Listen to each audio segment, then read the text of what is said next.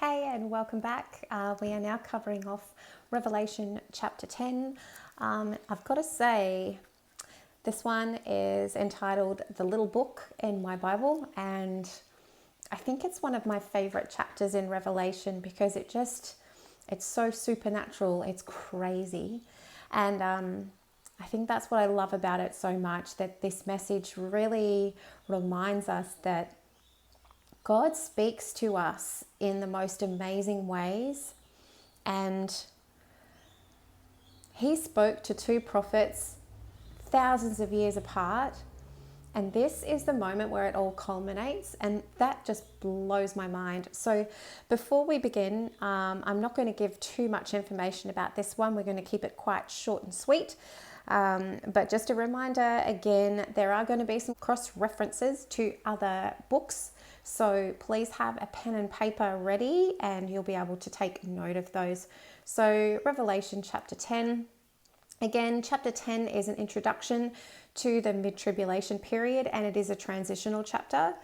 Because of this, much of the detail relating to the events are contained in other books of scripture, specifically in the book of Daniel and also in the Olivet Discourse via Matthew chapter 24.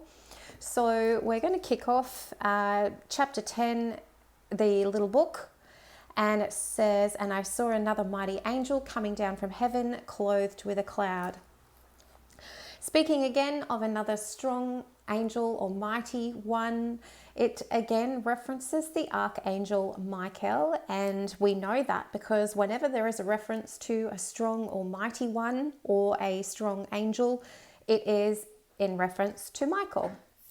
And he is all powerful and fearsome, and he is the one with great authority. So we know that that's the angel that we're speaking about here.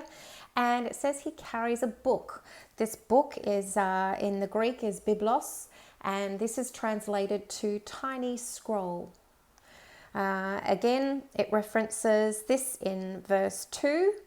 And also that he sets his right foot on the sea and his left foot on the land. So this just gives us a bit of a scope into his awesome and mightiness. It's just absolutely incredible and mind-blowing. He has a voice like a lion's roar, or like 7 voices of thunder. And this tells us that there is immense power in his voice. Interestingly, neither John or Daniel were not allowed to divulge what they saw relating to this part of the vision of what the 7 thunders uttered. And it actually says in both books that they were told to bind it up and not share it with us. So that's a little bit fascinating. Anyway, I'm sure when we are watching this from the throne room of heaven, we will know exactly what's going on. Daniel chapter 12, verses 1 to 9 references a strong angel who appears in a similar manner.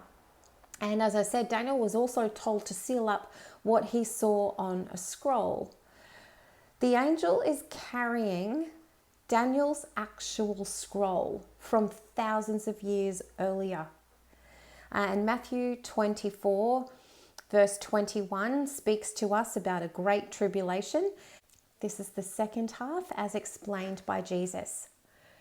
Daniel's moment is part 1 of this conversation, and John's moment is part 2 of this same conversation. Verse 9, the angel gives John the scroll and he's told to ingest it.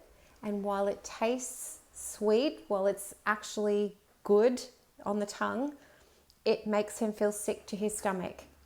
So the contents of what is inside this scroll, what is given, the detail that is provided within this scroll actually makes him feel nauseous. So there's something about it that's not entirely great. Daniel chapter 12 verse 10 also notes the midpoint of tribulation as the moment when the Antichrist abolishes the sacrificial covenant it made with Israel.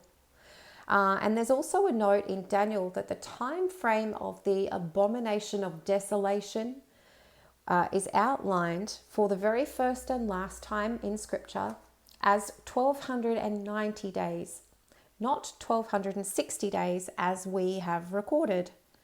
So There's a short amount of information in chapter 10. As I said, it is an introductory chapter into the mid-tribulation period. We'll be going into a little bit more detail in chapter 11 about the beginning of the mid-tribulation period, specifically the two witnesses and the seventh trumpet judgment. So please join us for chapter 11. Thanks again for tuning in for chapter 10. I hope this has been helpful for you. If you have any questions or comments, or you'd like to get in contact with me, please don't hesitate. Thank you and God bless.